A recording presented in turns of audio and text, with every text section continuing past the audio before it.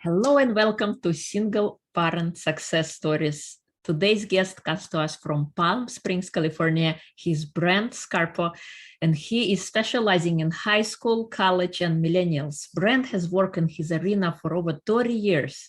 His program, Millennials Are Amazing, transforms careers and relationships into a get busy living mindset. Using his 10 Shawshank life coaching sessions, clients experience a freedom like Tim Robbins' character Andy Dufresne when he broke out of prison. But the reason why Brent is here today, because not only to his amazing past and his amazing experience, what he did, but he's also has been raised in a single parent household. And we're going to talk about that a bit as well during our conversation today. So welcome, Brent. It's a pleasure to have you.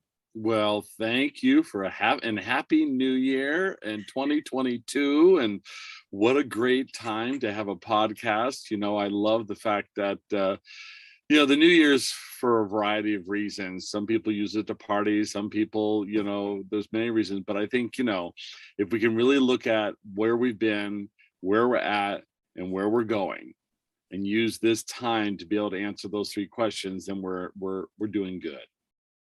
Totally get you. Totally busy, because always like being present, being in the now, and like seeing, and because in the now we can create our future, not worrying about it, but being here today. Absolutely. As a life coach, and I appreciate the introduction. I've been investing in myself since I was 13 years old. I'm always, for whatever reason, I wake up every morning and I say to myself, what can I do today to create a better version of myself? That's what I wake up every morning to. I shout it out. I say, what can I do today to make a better version of myself? So I put out that affirmation first thing in the morning, which allows, whether we're single parents, whether we're parents, children, bosses, CEOs, podcasts, whatever, it allows the universe to respond to what it is that you requested. And I often say to my clients, when I first I meet with my clients, I said, are you a past, present, or future person? They're like, well, I don't understand. What do you mean? I said, well, think about the last week. Where have a vast majority of your thoughts been? Have they been in the past, the present, or the future? And then they share with me. And we know through great study that if you're more of a past person, then those who reside in the past, you're usually residing in pain and depression and trauma that has not been dealt with. If you're a future person, that causes a great deal of anxiety. But to your point, the present is, for a variety of reasons, it's the most difficult place to be present in, right? But that's where joy is.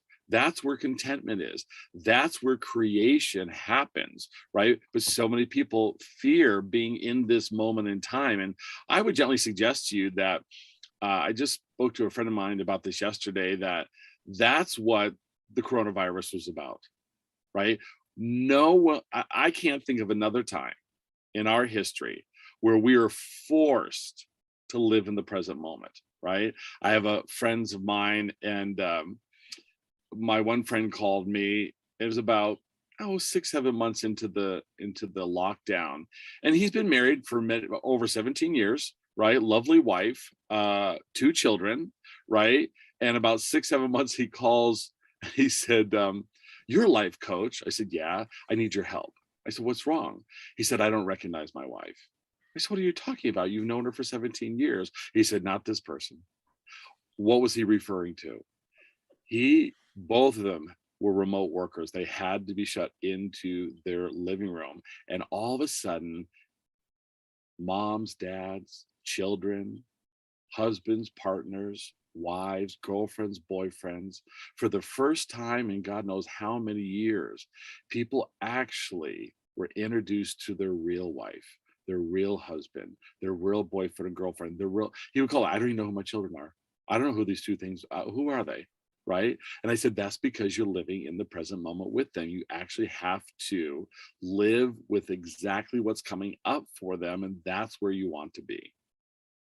Totally. It's like you get to see a different side of those people, because usually we're all at work and we come home maybe you have dinner and then you go to sleep.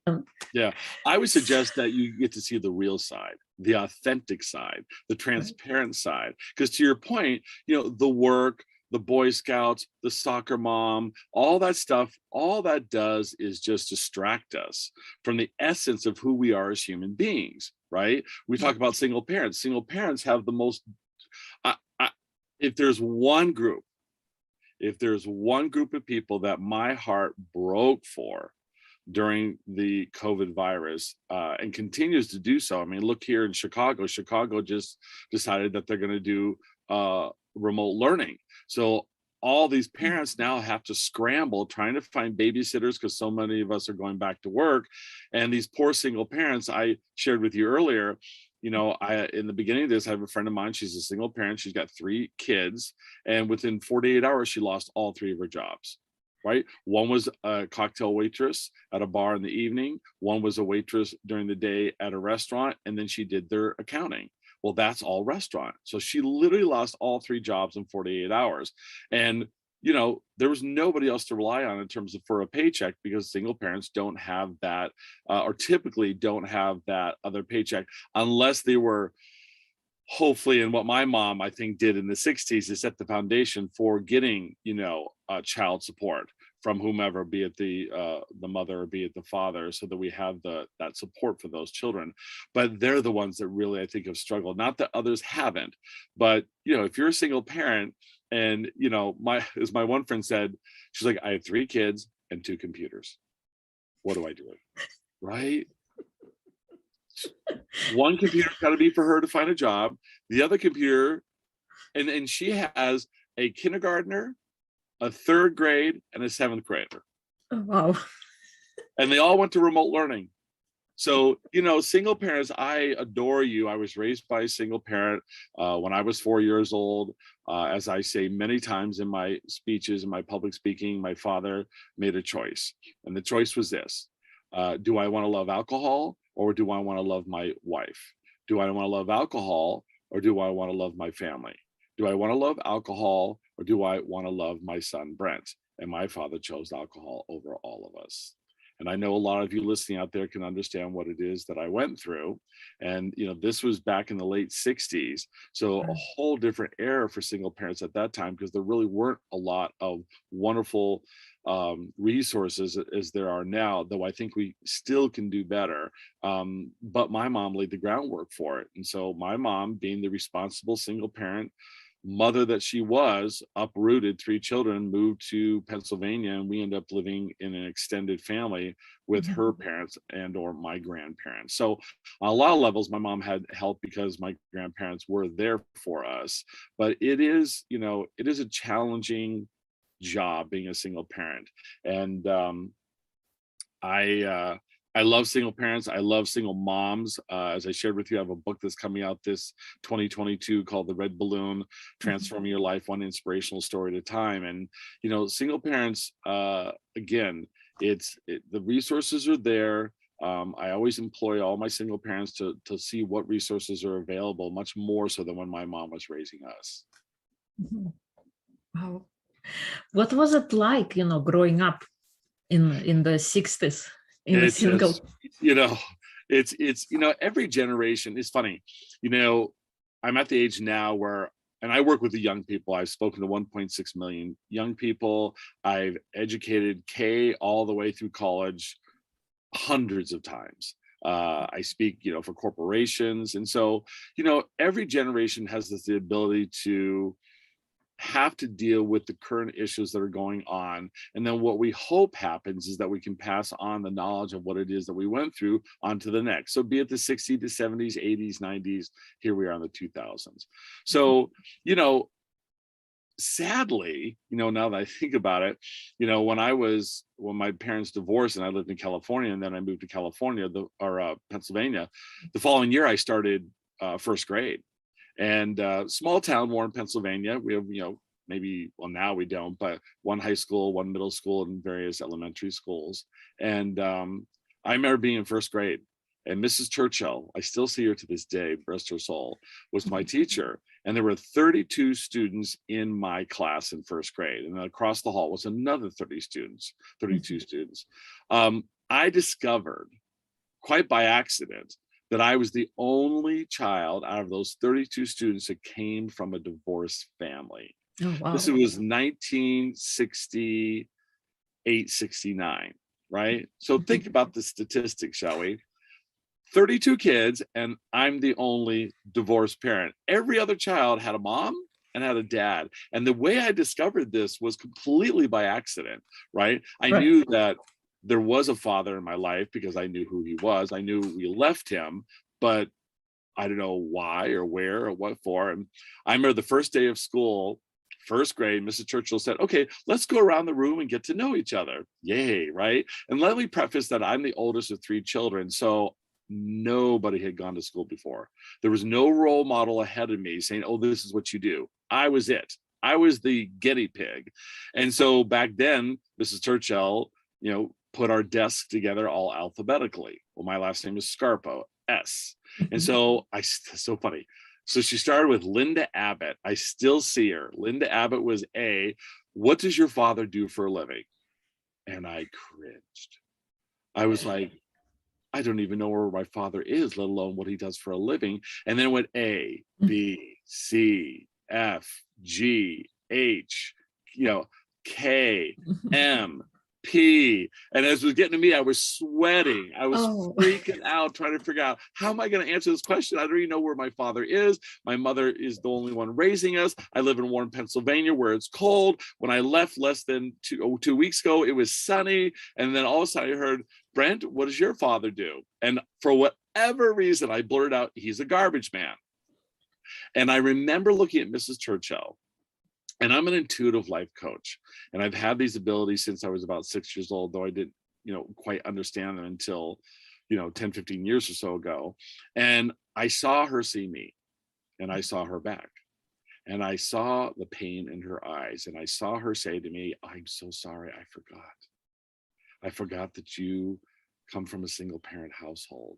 And that all happened within 4 or 5 seconds. And then she moved on to the person behind me. And so I would say, whenever you are unique and different in a way that goes against the norm, there's always challenges, right?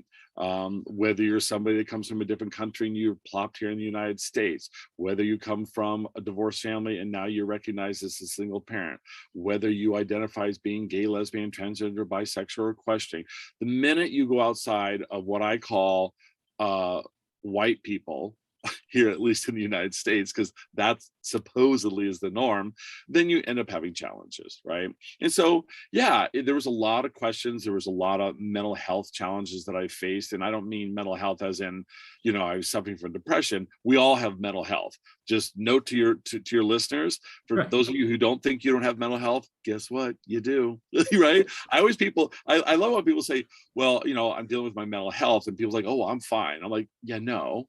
It's like, you have mental health. So if you lose a loved one, or your mom and father pass away, or someone, that your mental health is what's affected. So I love when people don't think they have mental health. So trying to recognize, why do I come from a single parent? Why am I only one of 32 kids? And then interestingly enough, as we got through elementary and middle and high school, and I graduated in 1980, now I dare you to walk into an elementary first grade and see how many of those students actually come from a nuclear family where it is one father and one mother. The statistics are off the charts, right? In terms of divorce and single parenting. And, the other part too, lest we forget, is the definition of the family has changed a great deal. Now with gay marriage being a law here in the United States, you've got the 2 dads and the 2 moms. And now, and I know a few, now you have the 2 dads and the 2 moms, and they got divorced. So now you have a single parent who identifies as being gay, who's raising the two children, or you have a single parent who's a woman or a man. So it is interesting, since my mother got divorced and I was the only divorced child of 32 first graders, just how much we've changed since that time, not only in the rate of divorce, but also the definition of what a family and a single parent actually is. Yeah, yeah. It's unbelievable. Like the time flies, and the changes that we see is like Yeah, polar opposite. My mother had a great saying that I constantly remind myself, and I think it's also why people are having such a difficult time. She said, the most constant entity in the world is change. Yeah, that's the only thing that is always present in the life is change. Guaranteed. I guarantee you, Irina, tomorrow is going to be different than today. Totally. An hour from now is going to be different from now, right? A month from now is going to be different from this month. Like that, there's nothing, you cannot stop time. I don't care who you are. Totally. Knowing what you know now, did you notice, was there anything missing in your life, growing up in a single parent? Yeah, I think, other than the death, obviously missing. Yeah, no. But I think what we tend to forget, even in 2022, even if in fact the vast majority of children now come from divorced parents versus those that come from non-divorced parents that identify as single parent, the thing that I don't want us to miss during this podcast is that no matter what year, 65, 72, 89, 93, 2022, the pain is still the same, right? I've talked to many a divorced kids who come from divorced parents, right? And so that child in 2022 who longs for, more time with his father or more time with the mother, or the mother and father, sadly, this is the worst thing that can be done in a divorce, is using the children as the pawns in the divorce. I felt a lot of pain not knowing who my father was and what questions are and where was he and did he abandon me and was there something that I did wrong and so on and so forth. I think those feelings are the same in 2022. Whether you're a child of the 60s, 70s, 80s, 90s, when you have a loss, when all of a sudden there is a mom and dad, right? And now they're gone. Less, well, even like I was reading some stories recently where a mom had COVID and she was pregnant and she gave birth and she died during the pregnancy. The child was fine, but she passed. Now the child will never know its mother, but at some point in time, right, the memory of that mother, all the pictures will still be shown to that child, and that child will still have a sense of loss. So for me, for this particular podcast, I think as single parents is to recognize that pain is going to be the same no matter what. I felt it in the 60s. I would say one of the things that's changed, right? Because I love to think that things change. I haven't. This story is actually in my book, so you're actually getting a free preview of the book. Like I forgot that this happened, but I remember, and to bring it to this podcast, as a single parent, your job, to me, especially if you have children, is really to raise those kids. The minute you're a parent, right, and have children, your life changes dramatically, right? It is supposed to, right, be transforming, geared towards the raising of that child. So all the stuff you used to do, the partnering and so on and so forth, that isn't the priority, right? It's not that you can't do that. It's just not the priority, though I see it all the time.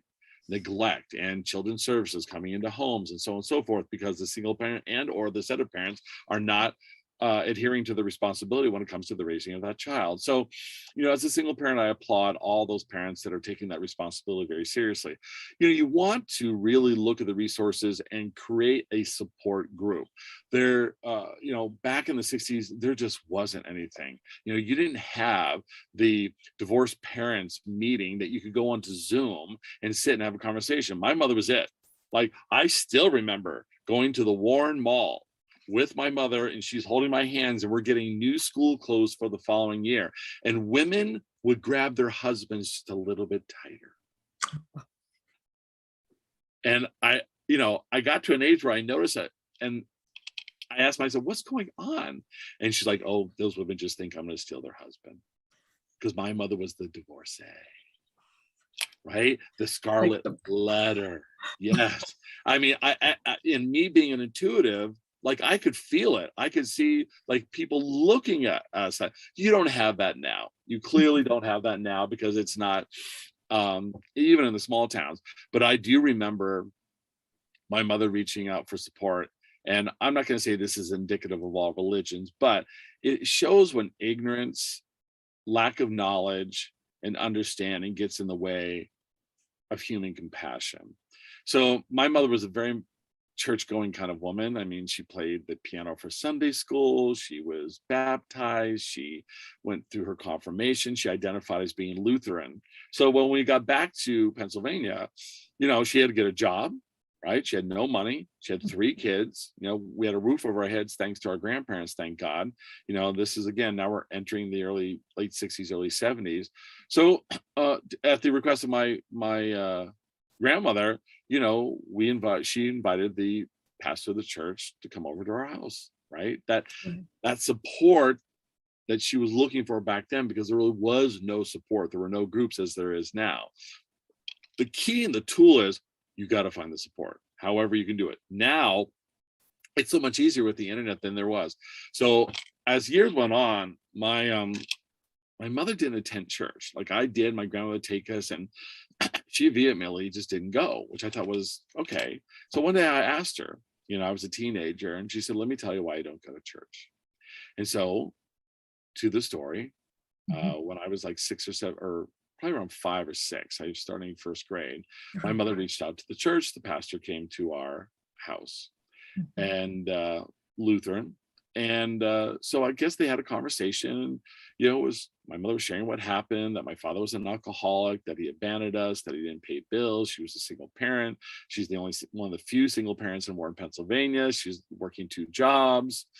Went through this whole litany, of which most pastors, right, counselors, clergymen, the goal is to listen, to have some kind of human compassion.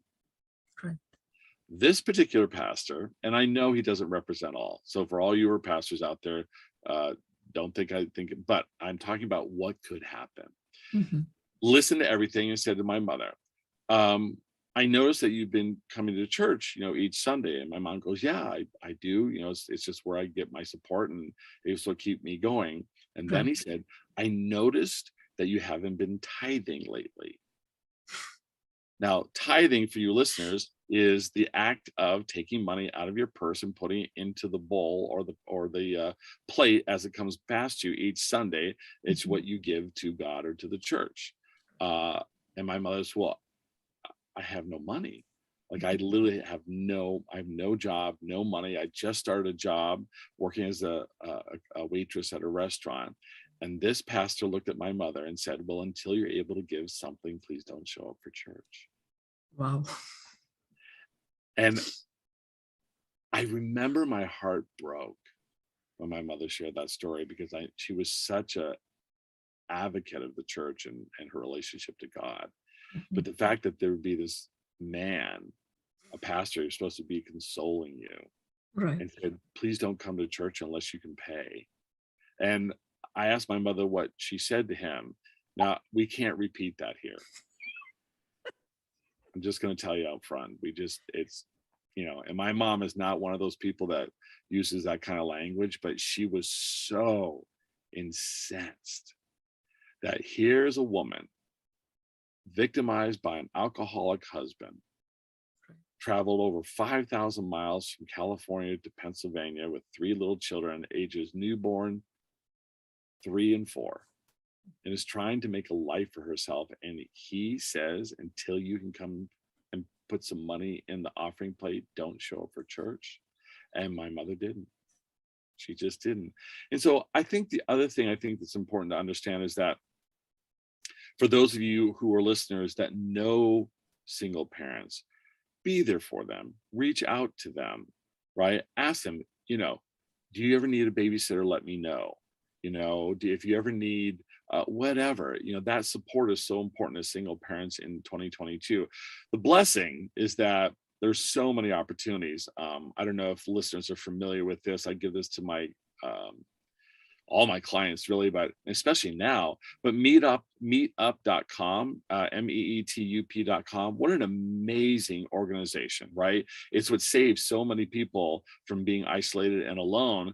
But meetup.com is this amazing website. There's so many amazing out of this world groups that you can join. It's completely free of charge. I'm telling you, if you're a single mom that wants to marry a Martian and live on Saturn, I swear to you, there's a group on meetup.com. I'm not kidding you. It's there. It is there. There are some outrageous and cool and funny and great groups. And that's the one thing that COVID could not eradicate, with meetup.com, because now they've all gone Zoom. So all those single parents there, I know there's hundreds, if not thousands, of single parent organizational groups on meetup.com in every city of every state that you can be a part of. And it's just so great to be able to gather with others that are going through what you're going through. Because literally the thing that my mother felt and that I felt is we're alone. And that's not hyperbole. We were alone. There was nobody else. When you're walking through the mall and you've got women clutching their husbands going, afraid, right? You're alone. You're not alone, sadly. I wish you were alone, to be honest with you. I wish more parents would take more time to communicate. As a life coach, I do a lot of careers and relationships, and I appreciate the introduction. I do millennials is my niche, though I do others as well, but those who are graduating from high school, colleges, and then millennials is what I really because I love my millennials. It's just they're going through a very difficult time right now. 4.7 million millennials quit their jobs last month, not last year, last month. So they're going through a transformation, as we're all going through a transformation this year. Right. Wow. And thank you. You kind of shared the advice for single parents is don't stay alone. Join the meetup, join the support groups. There are people out there. Compared to the 60s, we are now in the middle. We're not as singled out anymore. We're light years ahead. I often say, I'm not a slave to technology. My sort of mantra is technology doesn't rule me, I rule technology. And a computer doesn't care what you do, right? You just turn it on and you can do something really bad or you can do something really good. And so literally as a single parent, I want you to go to those groups. I would love for you to do them in person. I have a fair amount of clients that are single parents, and I had a young woman who was 19 years old. She got pregnant when she was 15 or 16, changed her life. She became very responsible. She dropped out of high school. So one of the first things we did is we got her high school diploma. So I think the second tool that I can offer single parents is not only find those support groups, but find those support groups that enhance your ability to be a single parent. I'm not saying that you're not going to date and fall in love again. I'd love for you to do that.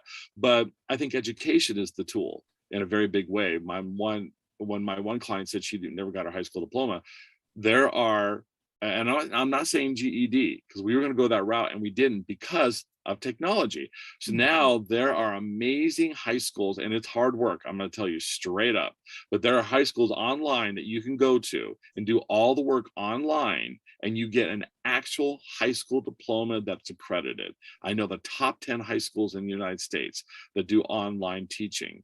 And it took her 2 years to do it, but I'm going to tell you something. My favorite picture of her is holding her high school diploma.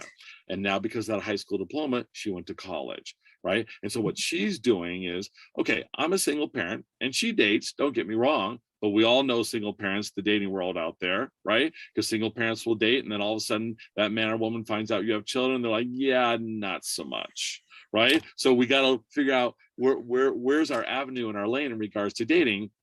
And so she at 19 and 20 is finding that she's like, well, I don't date anymore. I was like, well, why? No guy my age wants to be with a woman that's got children. And I was like, well, not necessarily. I said, we just have to, do a little bit more research in that. And so I think the second tool is just the education.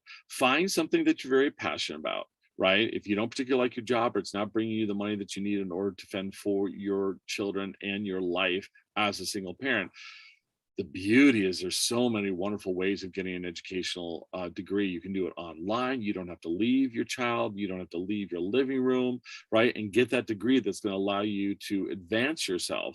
That's the one, so not regret, well, it's the regret my mother had, right? She inevitably became a secretary of a school, of elementary school, and she loves kids, and she did it for over 30 years, and she was very good at it. But there was only so much she could earn in regards to her particular education based on being a secretary. It clearly didn't make ends meet. I'll be straight up on that, right? And so I say the second tool is that we have the technology to be able to get you the education so that you can be passionate. And then the other part too is, the amount of jobs that you can do at home. So, if you're trying to raise your kids at home and you're at home, and, at-home businesses are huge. There was no at-home businesses when my mother was raising us in the 70s. There wasn't at all, there weren't that many options. So, I think the two biggest tools that I can offer, as they come up in my brain is find the support. Have a support group. I don't care how, meet with them on a weekly basis, and continue to educate yourself on a daily, weekly basis. Use the education to create a better version of yourself. And I will say this to you, not only do you do that, but you do that, and what you do is you end up modeling for your children what is possible, right? That's the thing that my mother did, right? I'm sitting in California in the beautiful sun, been living here since 1986. My mother never squelched our dreams. She said, you can do anything, right? And she always did. And she walked that walk, and she talked that talk, and she had that motivation. And when you do that as a single parent, don't think that your children aren't watching. They see everything. So then the question I ask of you is, what actions are you creating in your life that will model a behavior that can be passed down to your children so that they can also become better versions of themselves as they become parents? Thank you. I think it's awesome advice, to discover who you are, and modeling, no matter how many times, like what you say doesn't really matter, but actually what you do. And even though you think maybe children are not listening, but they definitely do what you do, not what you say. I would say what you say always matters. Right. Yeah, absolutely.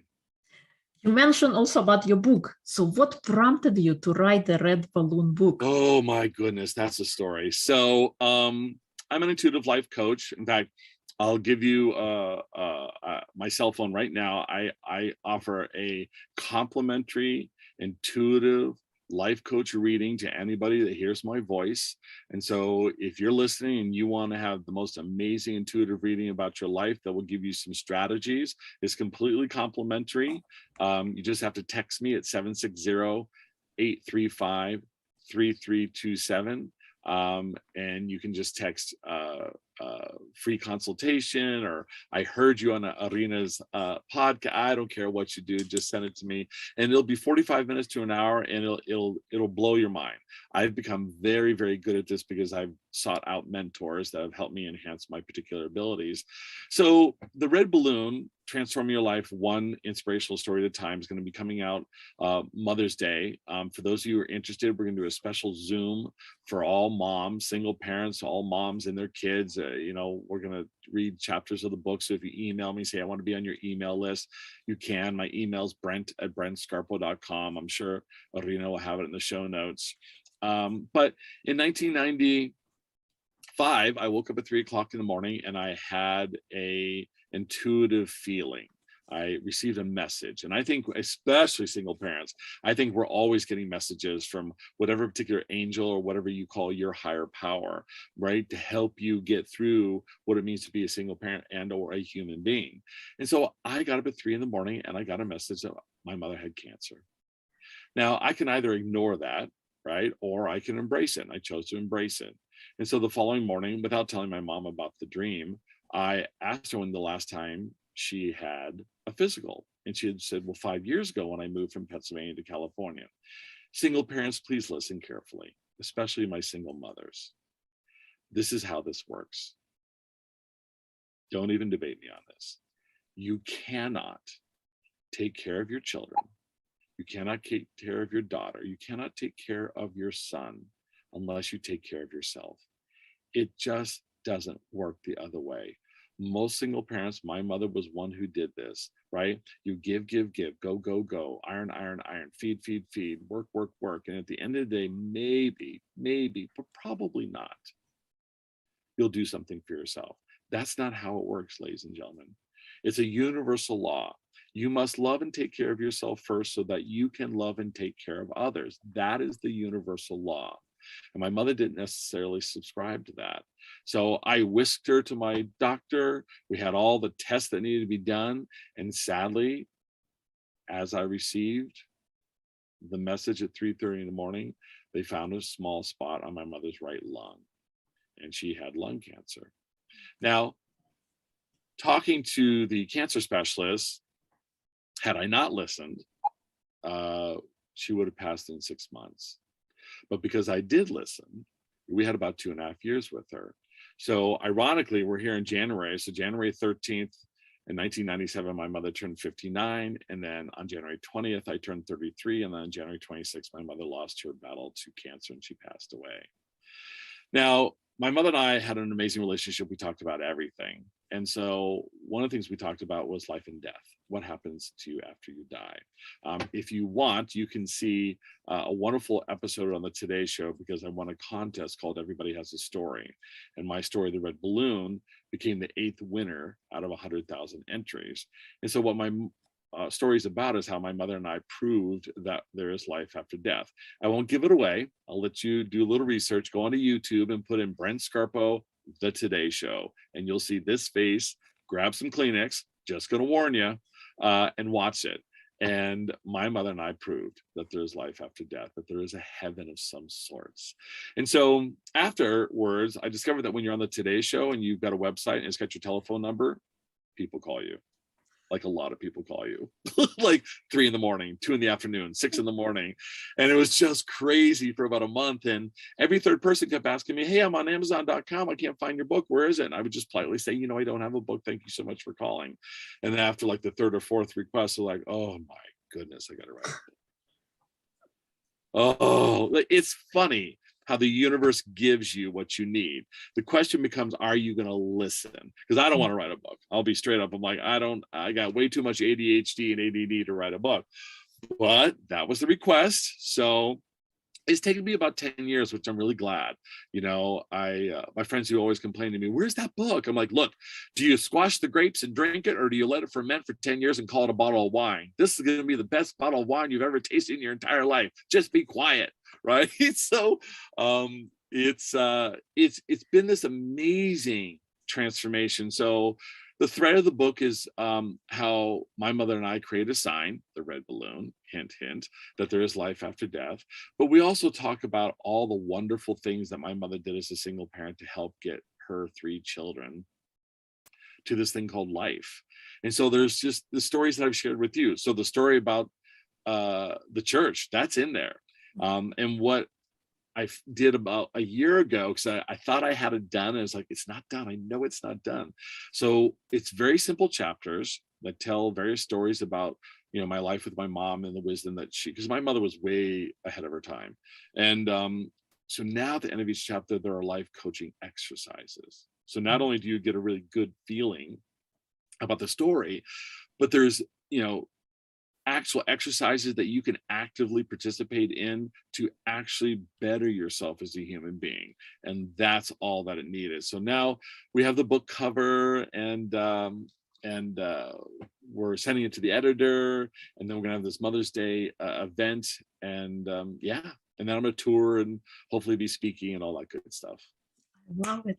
I think it's amazing what you have created, and I'm sorry for the loss of your mom, and it's probably been very painful time for you, but the fact that you listened to that intuition and you didn't just rejected all this crazy stuff, but you actually listened because all the time we actually have answers inside of us, and oftentimes we rely on others to tell us what it is. and we don't listen to ourselves enough. Yeah, So, I'll give you an exercise right now. I'll give everybody an exercise right now that will prove what you just said. Prove it, right? And I say this so many times to audiences and clients and such. So for all my single parents out there, or if you're not single, for all the people out there, but any people that are still in the dating pool, right? Let's just put it that way. A lot of single parents are in the dating pool. So often we've all dated, we've had those relationships, we've had that boyfriend, girlfriend, partner, whomever, right, that we dated. And it'll be, you know, a month or 6 months or a year that you've been in the relationship. And then all of a sudden something went wrong, right? He broke up with you, you broke up with him, you had the fights, you learned things that you didn't think you knew about them. The real them came out, and that's not something that you want for yourself and your children, right? And then invariably, you know, when the dust settles, right, and then you sit down with your girlfriends to talk about that man, or the guys sit down with the guys in the locker room or wherever, or at the sales meet, wherever, and talk about that girl that, you know, just took 6 months of their life and became a horrible human being. Invariably, you say this: well, I knew it wasn't going to work. What? Right? How many of you single parents right now are thinking of a relationship that you were in, that you dated somebody for a month or 3 months? Well, I knew it was going to work. Yes, you did. You knew. And what happens, and this is what I do when I work with clients with relationships, is that you ignore those red flags. You ignore those red signs, right? Because in the end, you go, well, I knew. I mean, in the first 2 weeks, he did this, but you didn't listen.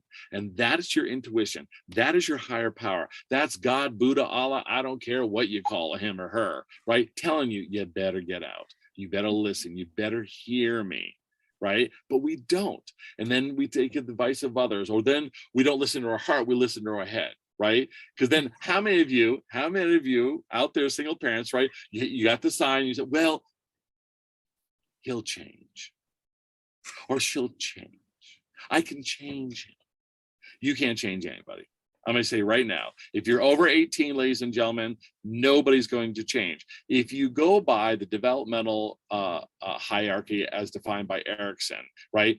We have pretty much formed our personality, wait for it, by the age of, are you sitting down? 5 years old, right? I taught kindergarten for 2 years. By 5, your personality is already intact. There's nothing that's going to change that. You might have some environmental changes, but that's about it. So what makes you think you're going to change this guy at 32? What makes you think you're going to change this woman at 27? Not going to happen. So, but you ignore it and you allow your head to supersede your heart. And then all of a sudden it gets so bad that one of you has to leave. So that intuition, that voice is always inside of us. I think we were born to it. I think this is just when you watch the Today Show. I think when we transition and this fleshy stuff goes away, I believe it's that voice that finally is released out into the world. Totally. That is constantly looking to get out. But for whatever reason, it's encapsulated in this little thing called flesh, right? And it's trying to get out, And as it tries to get out, it's telling you, don't go out with him. Watch out for her. Don't do this. You better do that. You better take this job. Don't take this job. And you either listen or you don't. Yep. Totally. I know. Yes. Text me if any of you are hearing this and you go, oh, I know it's your exact, Brent. Oh my gosh. Text me at 760-835-3327. We will do an intuitive reading for you, and we'll even expand what we're talking about. Thank you. I loved having you on the show. You're so wonderful, Irina. I hope, when the book comes out, let's come out and we'll give away books and we'll do something. I'll let you know. But thank you so much for having me. I so appreciate it. Yeah, and I will include in the show notes all of your contact links and the release of your book, which is amazing. So if for any listeners, definitely join Brent and celebrate this life after death, because it does exist. And inspirational stories. So absolutely. Thank you so much. Thank you.